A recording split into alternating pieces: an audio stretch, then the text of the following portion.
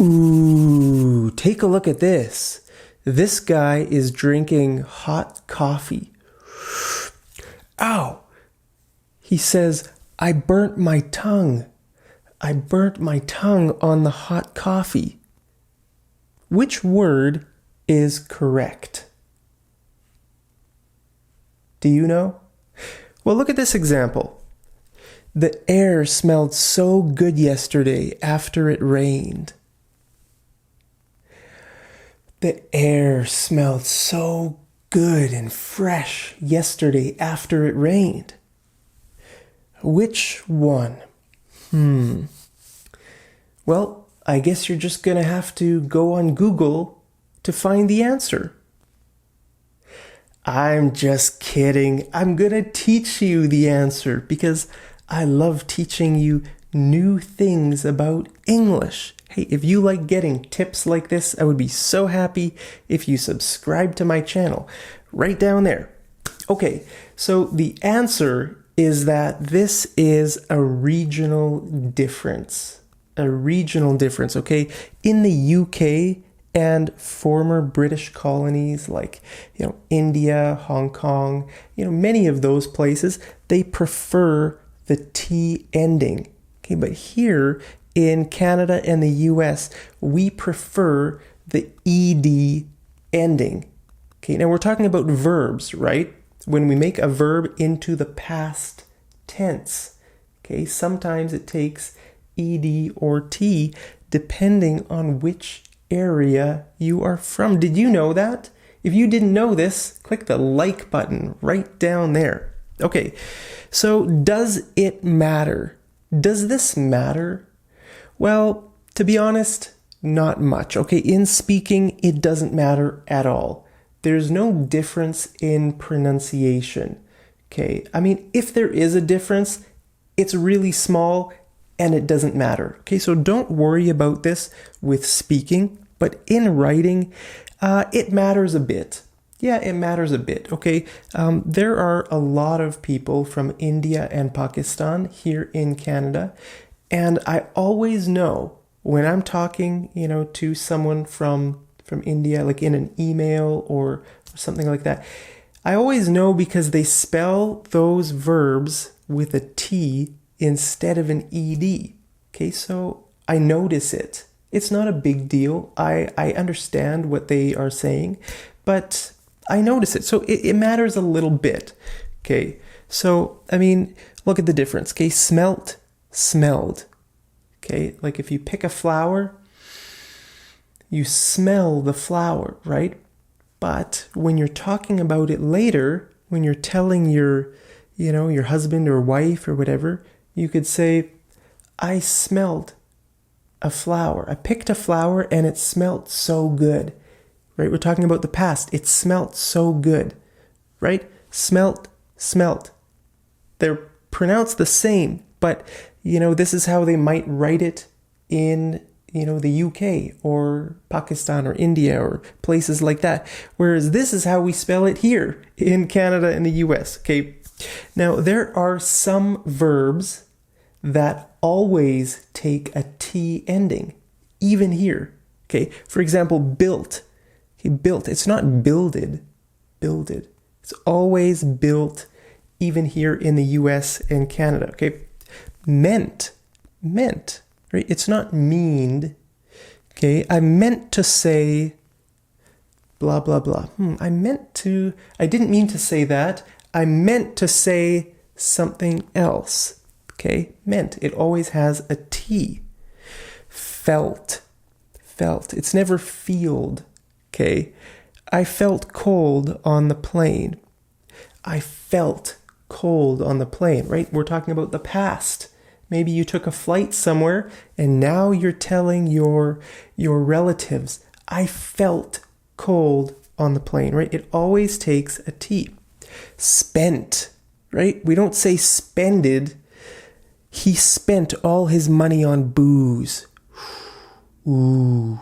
Do you know what booze means? Booze means alcohol. Alcohol like beer, wine, maybe whiskey, vodka. Okay, that's booze. Okay, we don't say spended, we say spent.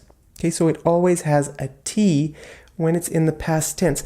But some verbs always have ed and not T, right? So a verb like this, want, it always takes an ed ending, right? We don't say want with two T's or just one T. It always takes an ed ending in the past tense.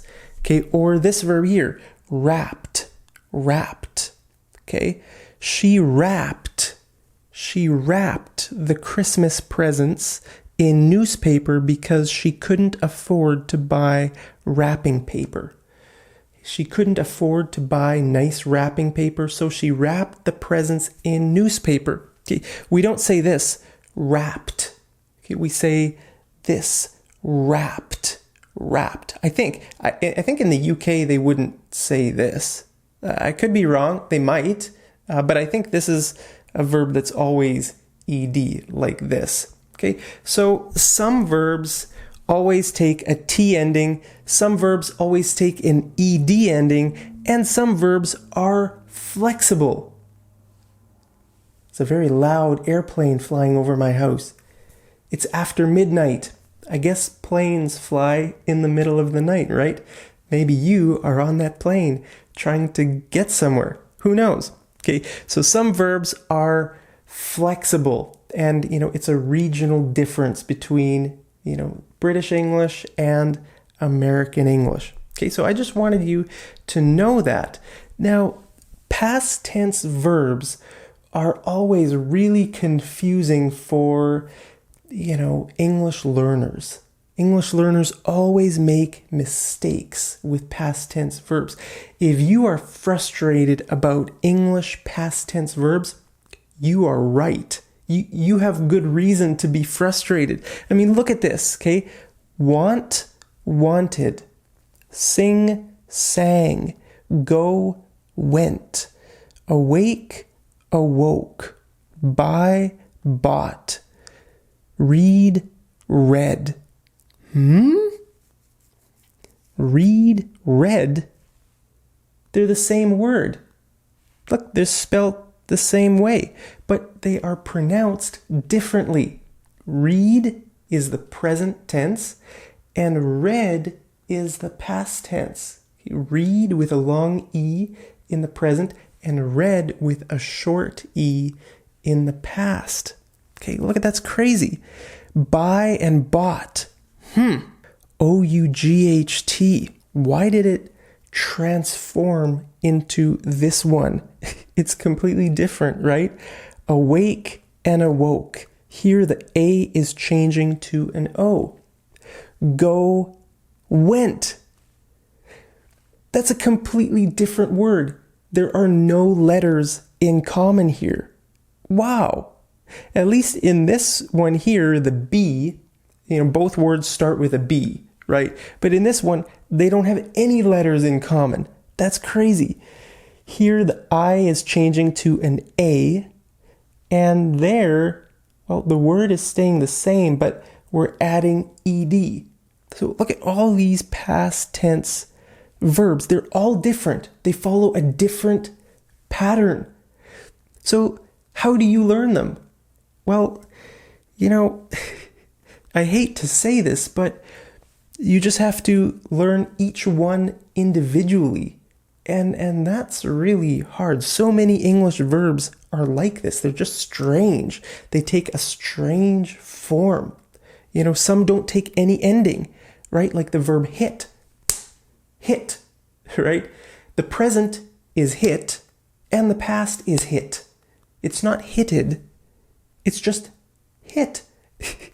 That's crazy. There's no rhyme or reason.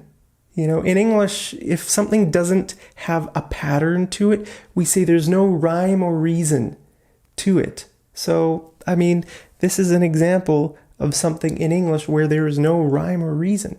So, don't worry too much about this for now. I just wanted to make this lesson to explain the difference between T and ED. Okay, so it's just a regional difference.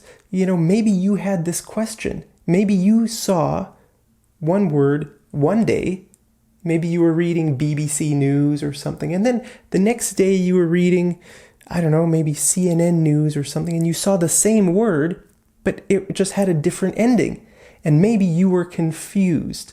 Well, now you understand why. Okay, so like I said, this is not a huge deal. It doesn't really matter. But I would say if you are coming to Canada or the US to live here permanently, I would suggest, trying to use ed endings on the verbs that are flexible, right?